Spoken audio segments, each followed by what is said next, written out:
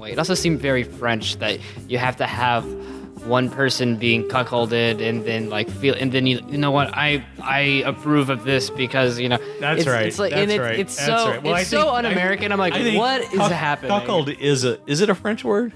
I think so. Yeah. It seems like it would be.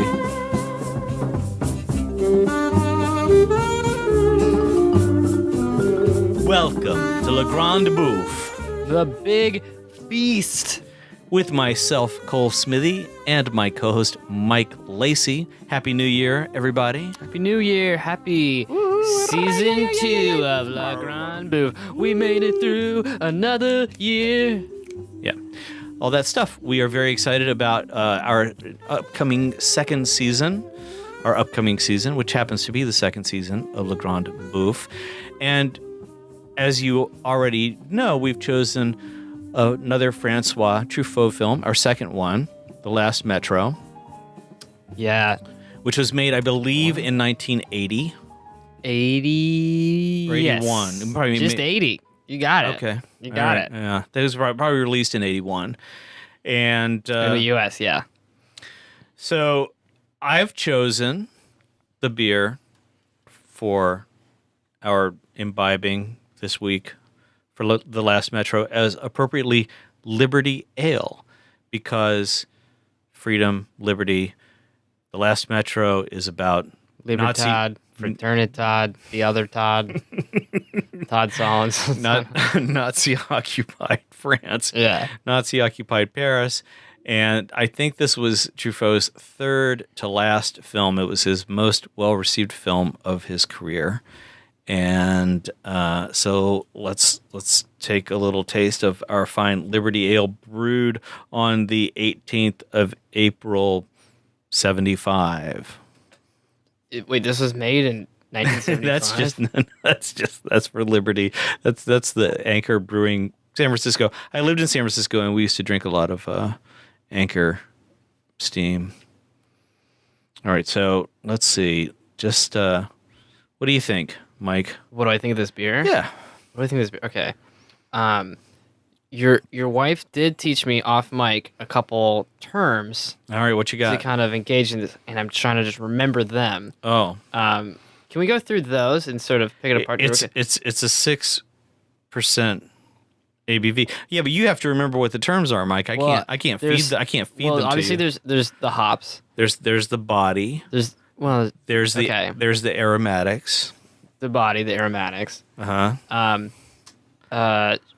She was talking about how everyone talks about hops all the time. Uh-huh. But it's barley? What's the other part? Yep, there's barley, there's malts. Oh, the malt. She was saying the malt is often a lot of the flavor that you don't even discuss. Mm-hmm. Let me see what the malt, because I can taste the hops. It is it's an IPA, right? No, it's a lager. Well, an ale. Is an ale it's clearly an ale. what? It's an ale. Do I know what an ale is? Are we about 37 in and I still don't know what an ale is? Well, I just will quote Garrett Oliver of Brooklyn Breweries. He's the brewmaster there, and he has described, let's see, what is he describing here? A bitter with a color of pale honey and a wonderful aroma of hay, earthy with delicious bready grain flavors lingering in the aftertaste. That's what an ale is. Yeah. Right? He's talking about this beer. So the fruitiness born of the full flavored hop presence distinguished landlord. Oh, he's talking about landlord. It was a hop presence that would distinguish Liberty Ale as well. Okay, so anyway, I'm reading off of allaboutbeer.com. Their Anchor Liberty Ale. If I have a resolution, it's to become smarter in how I talk about the beer. And so this is hoppy. I see why I mistook it for an IPA, because it does have that hop kind of like pops out at you, but it's definitely fruity. There's and I'm sensing like the malt now. I feel like that there's a good interaction between that flavor. Yeah, and the honey. Let me see how the honey strikes me. And it looks like honey. It really has a golden color to it. Oh, Beautiful. yeah, the honey flavor comes in there like kind of quickly, actually. Mm-hmm. Yeah, it's right there on the tip of your tongue. Yeah, it's very sweet, but not Cloying. Yeah, it's not a fructose kind of sweet. So I like this guy. So Anchor Brewing, San Francisco brewery. It's been around for a long time. I don't know why I think it's since, there it is, 1896. So that's something right there. That's a pretty long time to be in business. And their beer is good. Their beer's solid. And I drank many in an Anchor Steam when I worked at Bull's Texas Cafe on Van Ness when I lived in San Francisco. You could throw back a bunch of these. Yeah. Yeah. Yeah. This is good movie watching beer, I say.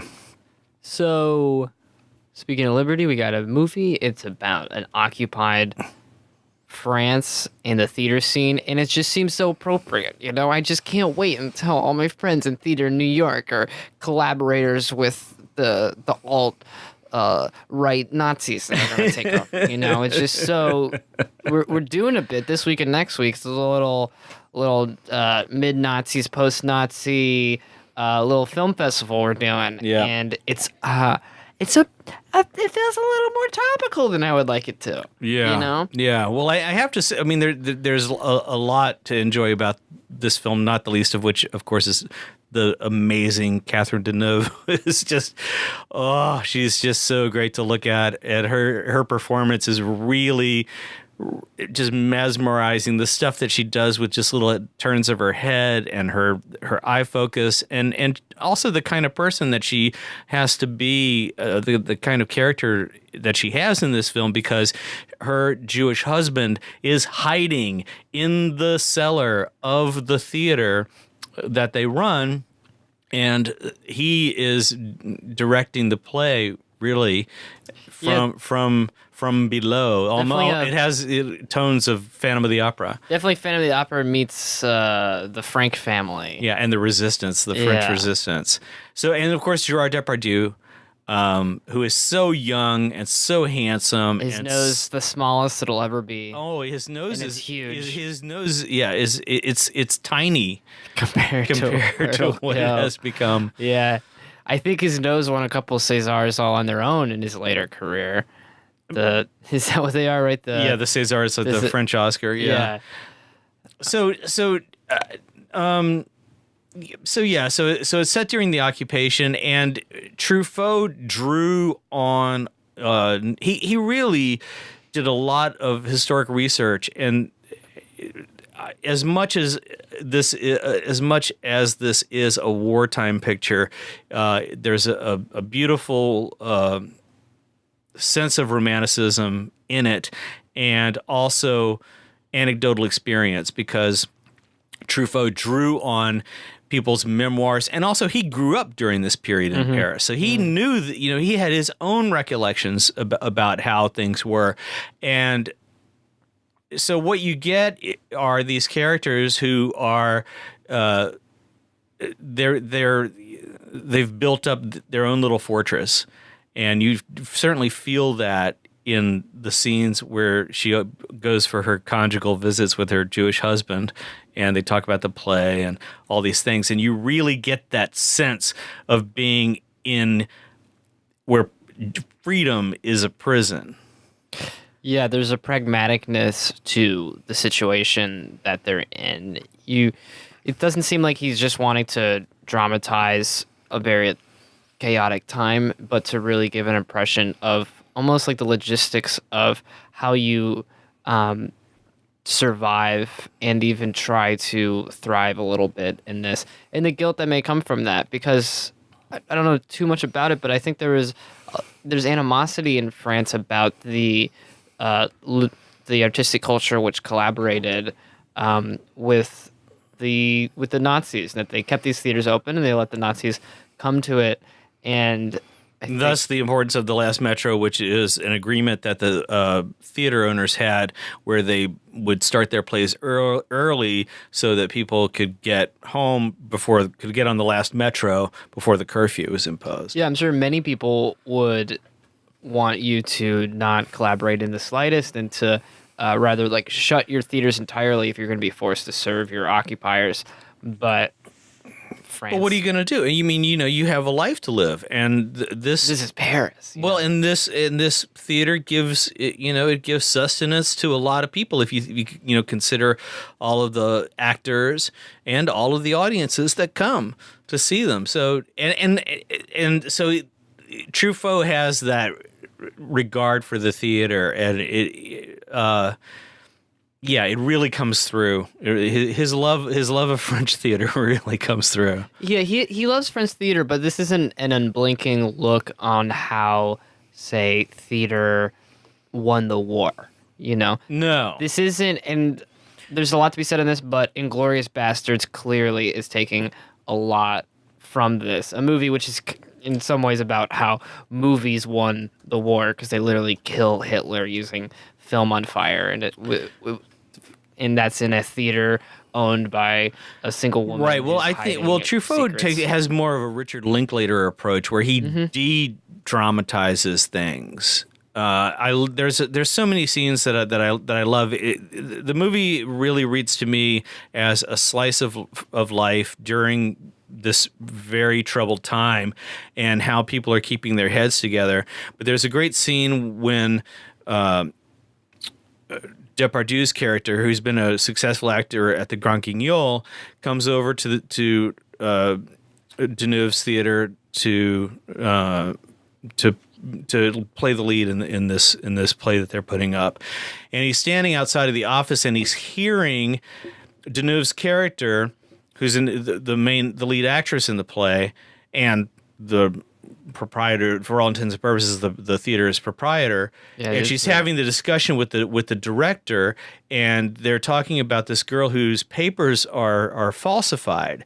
And we don't really have all the context yet, but Deneuve's character is very strict about we don't let people who don't have the right papers in our theater, and the director asks her what do I tell her, and she says we tell her the truth, we don't want Jews in our theater, and it's your first impression. It's such a great scene because, for one thing, Depardieu's character is seeing it from the other room, so he's overhearing something. He's eavesdropping on reality. This is the reality.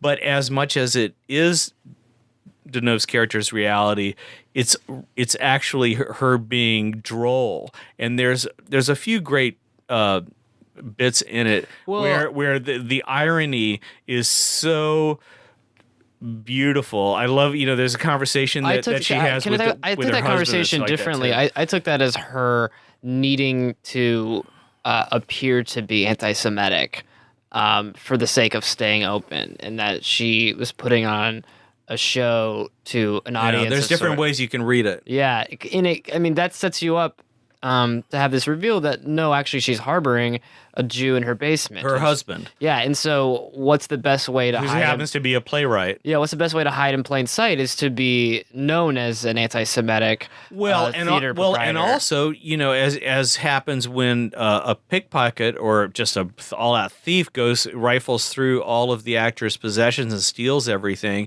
and the actors, at least one or two of them, want to report it to the police, and she says, no, we won't have, no police will set foot in this theater.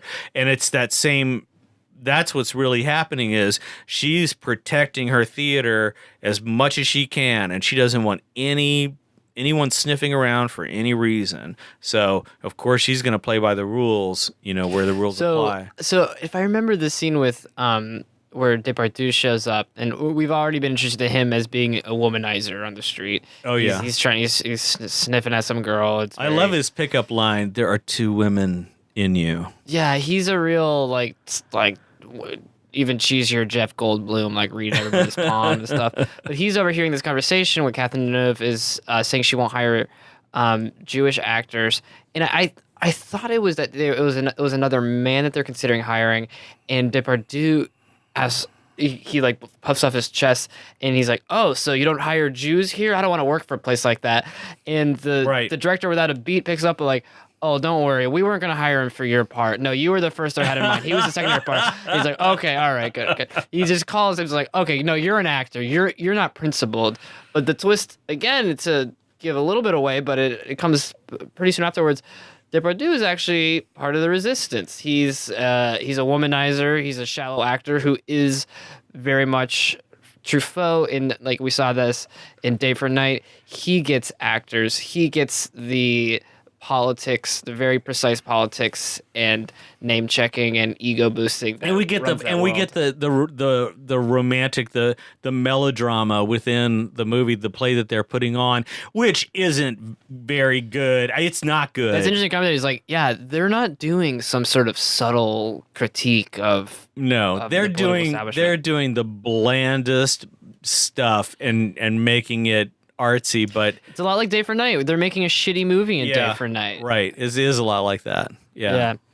Yeah, this movie is... All right, so just to get it straight, Deneuve's character is Marion Steiner. And Depardieu is Bernard Granger. So Marion and Bernard. And Lucas is Marion's husband, played wonderfully by Heinz Bennett. Love the actor who's playing Lucas, living down in the cellar, reading all the time and just waiting for her to come back down the stairs. He's going crazy, and you kind of get a sense that, like, well, as he says, he was always crazy, but their priorities are so funny because he basically has a target on his back. He's supposedly escaped, and they have... right, he supposedly left France for South America. And the Doucette, he's both the theater critic of Paris. Oh, I'm so glad you finally brought up the Critic. Oh, the Critic is amazing, and the way that they play the Critic, where they, after the performance, he stands up and applauds and says bravo, and then goes back and just writes a scathing review. And of course, he's a fascist. Right. So it's such a ridiculous critic because he's a Nazi informer and a film critic. You know, it's like it's even worse than like the critic in Birdman. Not a film critic. I'm sorry, he's a theater critic, right? But just a critic. Remember the Jacques Hughes. Yeah. Moi? Yeah. Yes, another one of these critics just being completely decimated in a film. It's almost like people who make movies in theater don't like them. I know. Almost like they think they're all part of the Gestapo, just have to get them. I know. Well, what's funny, so his critical review, to jump there, has very little to do with... It seems like that show would be so easy to shit on, but he just calls it out for having, and it's so vile. And what scares me is because he's clearly a person who is on the real fringe of society in relevancy, but in this like upside down world, suddenly his stupid views are relevant.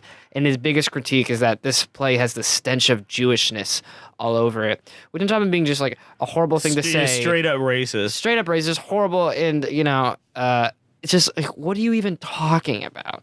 You know, and it's just clearly an adjective that you use to condemn something and to throw power your own. Like, but you know what I like is I like how Marion, when you see her reading the stuff and how she talks about the news, how she's just very dismissive. You know, there's scenes where she's listening to the radio and then she just turns the radio off and she goes about her business. So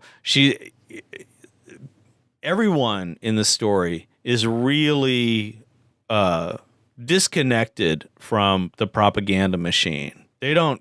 That's not. You know. They know that that's not reality, and that's not where they live, and they don't give into it at all. They give it very little quarter. But isn't that probably what feeds into them being seen as collaborators? Well, no, because they have the perfect disguise, because it's the theater where where that's that is your job. So, but to look at it as sort of an apology, as in like a defense of theater during the occupation, you could you could make the claim that you're serving Nazis, you're giving them entertainment, you're allowing them to come into the sacred space of the theater and not critiquing them, and then you're putting up shitty plays that are not taking advantage of but here's how you're undermining the Nazis.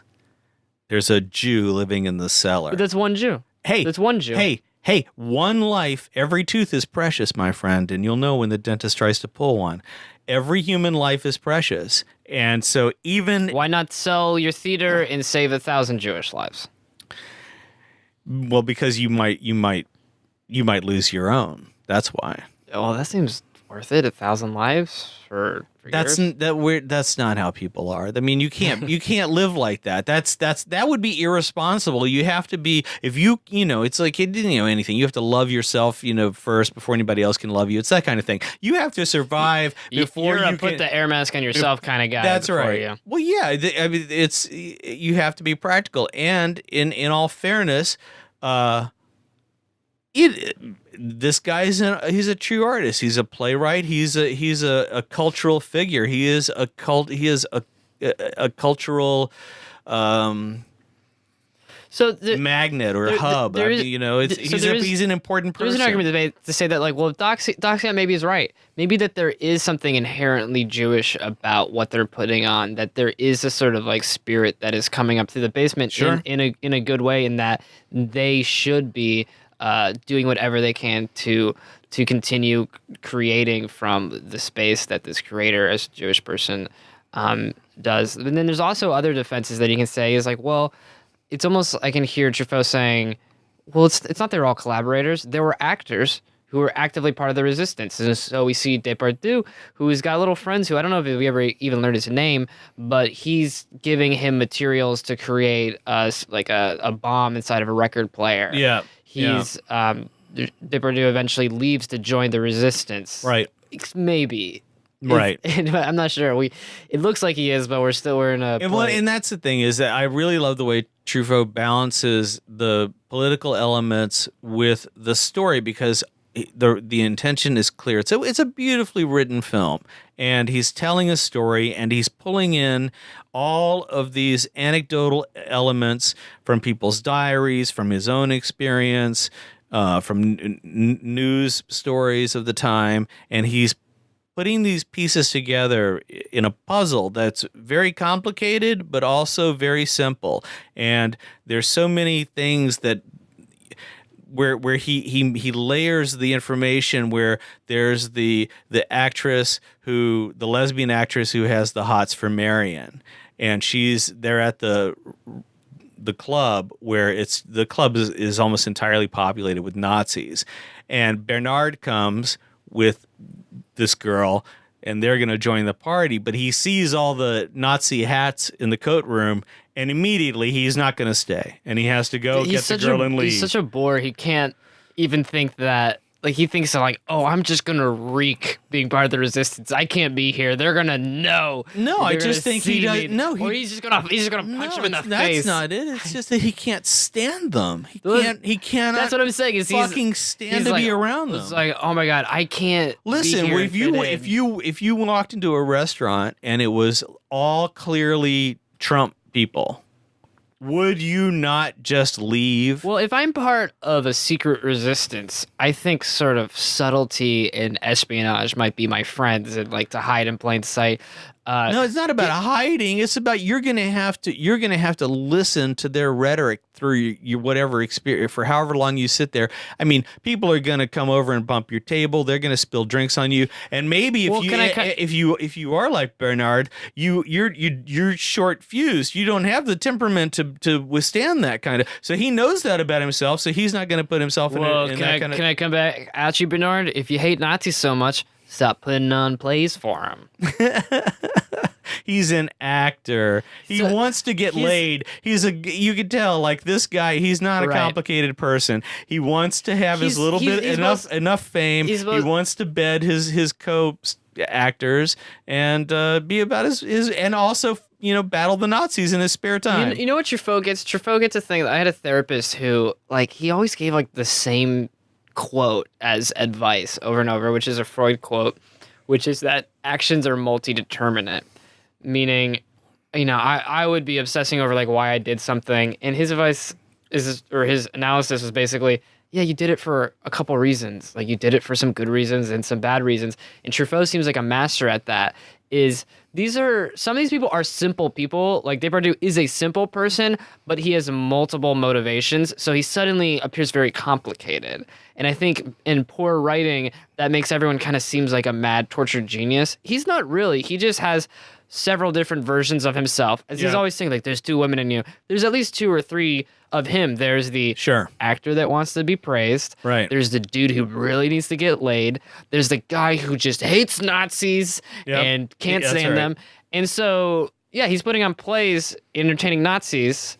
Well, he's a hypocrite. Like, well, yeah, but he's also an actor, you guys. And it's like, if you're not going to entertain Nazis, like, no one's going to clap for you, And it's not an excuse, but just say, like, all of these things are happening at once. So you want to look at a time and you want to just critique somebody and say, like, they were collaborators. Like, well, yes and no. Like, everything's more complicated than that. Yeah, and I love how you brought up the stuff about the motivations, because it's very easy to see and to understand the character's motivations. The janitor has the girl who turns out to be a Nazi collaborator who steals all of the passports and wallets and money and stuff.